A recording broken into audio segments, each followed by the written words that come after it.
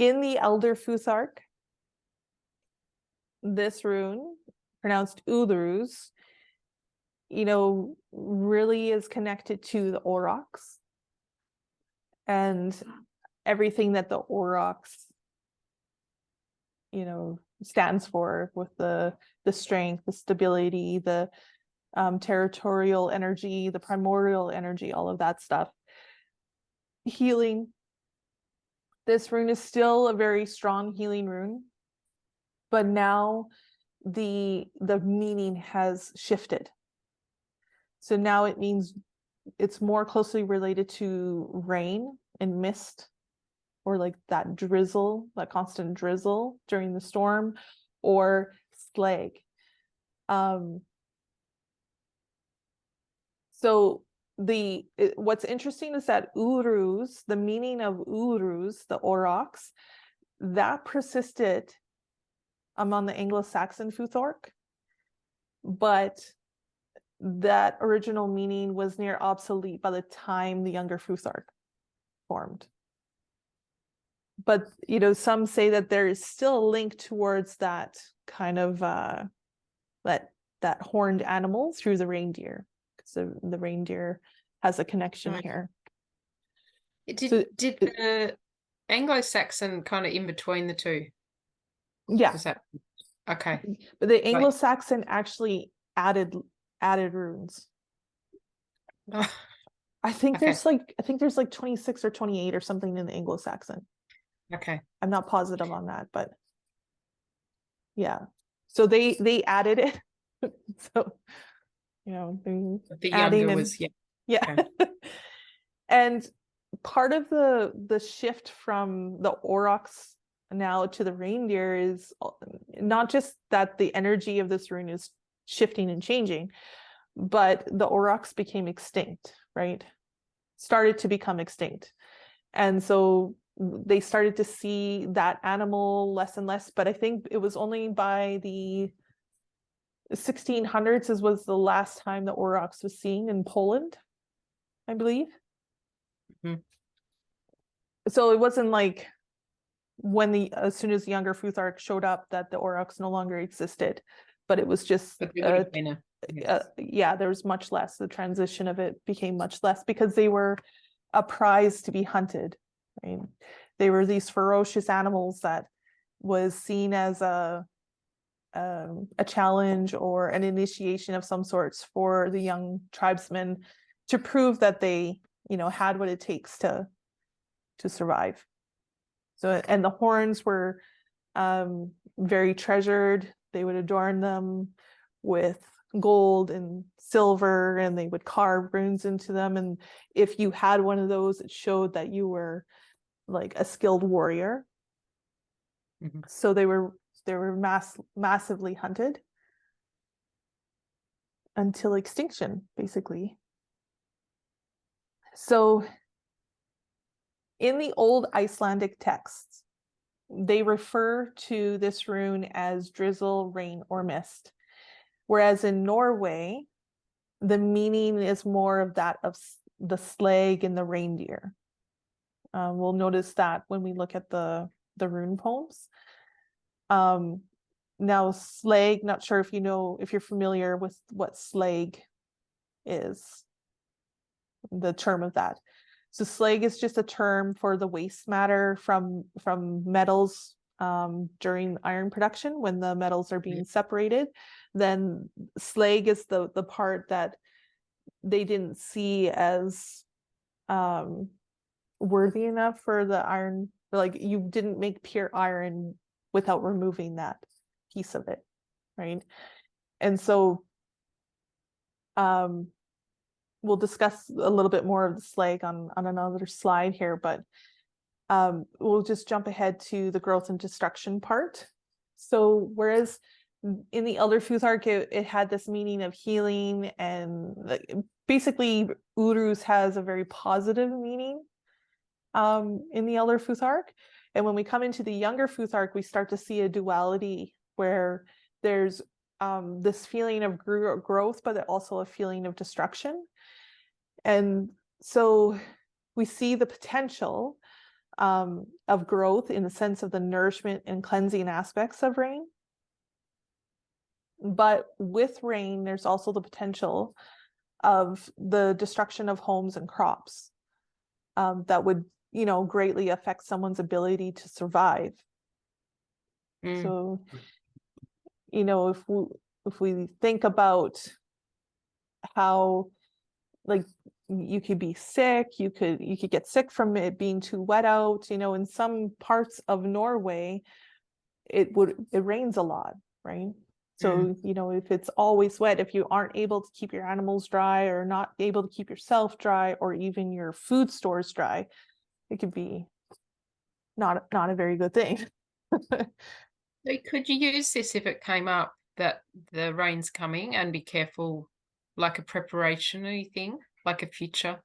Yeah, I believe so. Like, it's because I feel like yeah. it carries the energy of both. So, there would be that way of, and it also, if you look at the shape of it, it's kind of like a shelter as well, right? So I feel like it's, giving us the warning of the dangers of, wild weather, events and stuff like that.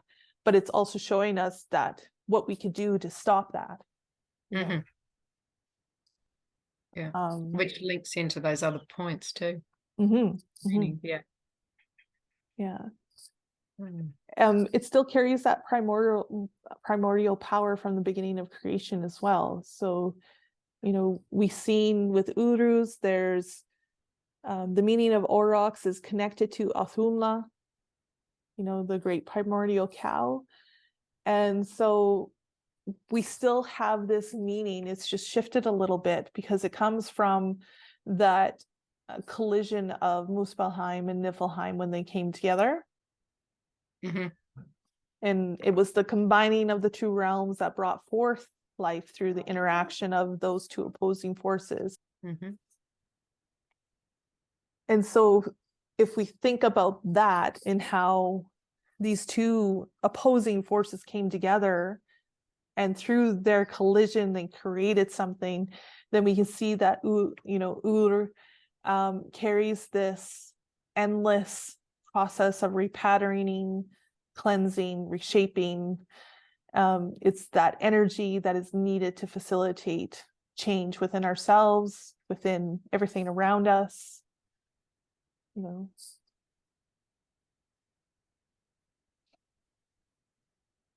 And then we have the reindeer being the shift from aurochs to reindeer.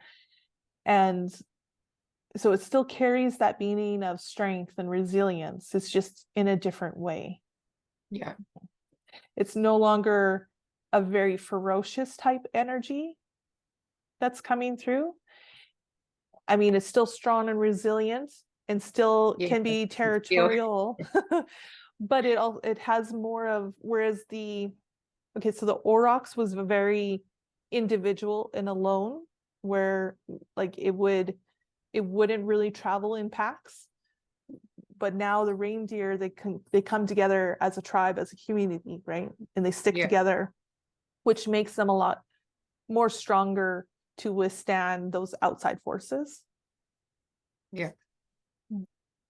I decided to include both the rune poems, the Icelandic and Norwegian, on this one, because they're the same, but they sound different. So I just wanted to kind of bring them both in and see if we can extract from it the same or even additional meanings from it. But so when we have the Icelandic rune poem, and it says, "Drizzle is weeping of the clouds and destruction of the hay harvest, and aberrance of the herdsman." So this one, we are told of what some of the scholars have said is that it's explaining the dangers of rain or moisture at certain times of year. And I think we kind of spoke about this when we were going through the meaning of urus or ur. And because, while rain can help provide what is needed for the plants to grow and the crops to grow.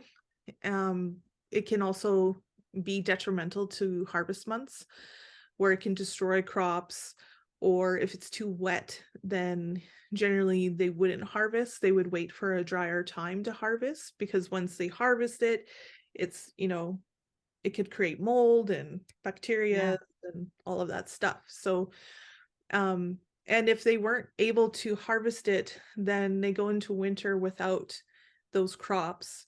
And then there's difficulty feeding their animals, feeding their people, and all of that stuff. So it gives us this look of how, it can be, there's both sides to it, where it can be very helpful. The rune can be very helpful, but at the same time, there's another side to it that could be not so good for us, right? And I think, what we found in the Elder Futhark is kind of the same dual aspects of each rune, where there's a good side and a not so good side. And so that's where we need to come into balance with it, and be intentional with our purpose for using them and stuff like that.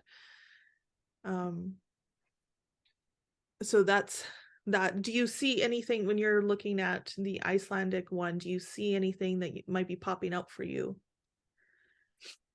No, I just definitely agree with, it's more like if it was there, I would take it as to heed a warning, of the timing of something too, like you're saying, that if it's right before harvest, could actually create that moisture and then nothing for winter. So yeah, that's Mhm. kind of what I would see, that it's a prophetic kind of, it could be warning of your timing on something too. Yeah, yeah. And so if we were to use it energetically in, say, rune magic or whatever, um, like how this rune can be used for maybe the purpose of divine timing as well, right? Mm, So mm, using it alongside of other runes, but using it as a way for being the perfect timing for something in the intention, yeah. perhaps.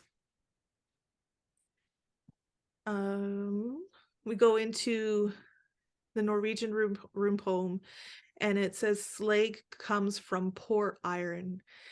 Often the reindeer runs over the hard frozen snow."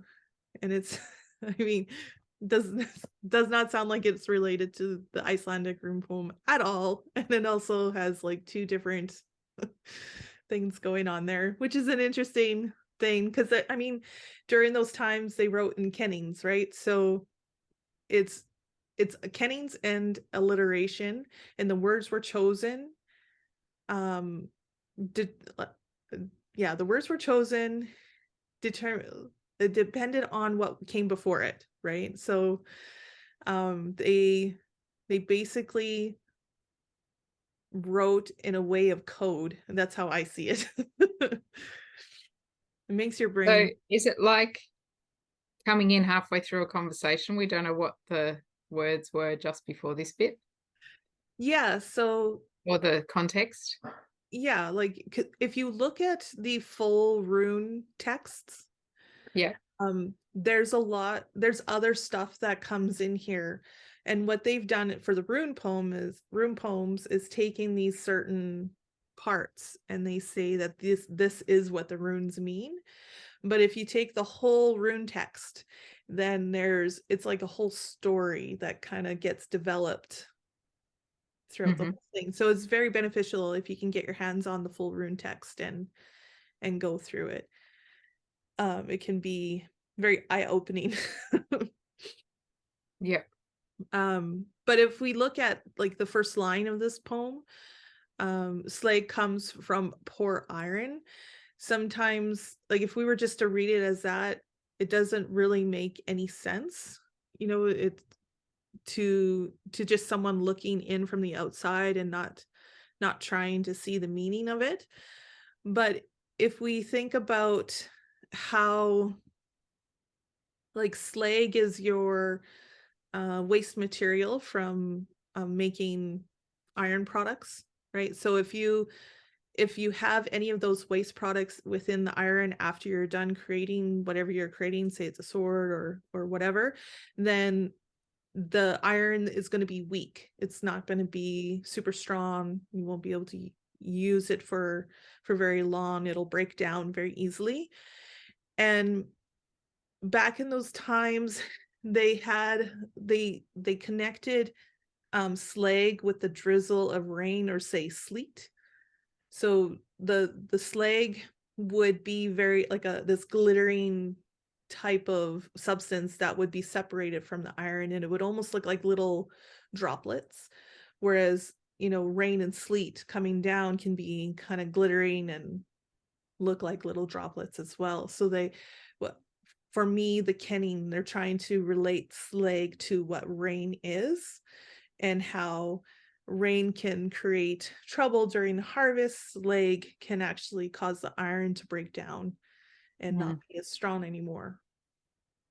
And also, if there's this idea, like in the Norse creation story, they talk about how when the two worlds collided, Muspelheim and Niflheim came together, the rivers from Niflheim, when they reached the sparks of Muspelheim, it started to change the rivers into a really thick slag, is what it says in the creation story. So like a kind of like a sludgy material that you can't move through very easily. Well, you can see that in floods and things when the water joins another, it just becomes silty and like thick. Yeah, and not safe to be in, right? Not free flowing, and it's poor visibility. You wouldn't be able to see fish or anything. Or anything that may have gotten into the water that shouldn't be there, right? Like that's could be dangerous. But it's also through this in the Norse creation story, it's through those collision of forces and the shifting of the water into slag that started to create the first giant Ymir. And then it's later that Athumla is the one that releases Ymir, which brings us back to Earth. The original meaning of Uruz was connected to Athumla.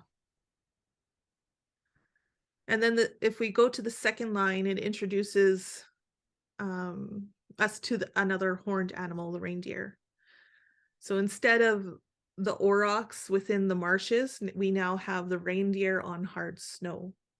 So it's kind of shifted that aspect. And, in the winters in northern Norway and Sweden and Finland and all that, it was super dangerous and harsh to be in those winters. And the land is frozen over, but it's still dangerous to travel over that land because there's, we don't know, once you're out there, you don't know if you're actually on stable ground that just has hard packed snow, or if you're on hard packed snow over water, frozen ice or whatever. So you don't know if you're safe at that time. And so a lot of times they would use reindeer to help them travel across these areas, vast areas, really quickly. And of course, the less time you spend out in the cold, the higher chance of survival. But also they would use I was just thinking about that, they used skis. So skiing, how we ski today, is recreational, but it was actually a survival transportation back in those times. They would ski. And reindeer not only provided food, but provided clothing for the Scandinavians and the Sami peoples. So also the well-known pathways that were available to them during the summers and stuff were completely gone once winter came. So they were basically relying on the reindeer's navigational skills, because they remember, they know the way, because that's the way they've traveled over and over and over again, and it's their instincts to stay on their own paths, in a sense. So they were relying on the reindeer to travel those paths that they've always traveled to get from village to village and such like that. So, and it speaks of how the reindeer, they're super resilient, super strong. They can survive the harshest of winters. And so that brings in the energy into Uller of that strength, that stability, resilience, being able to survive no matter what.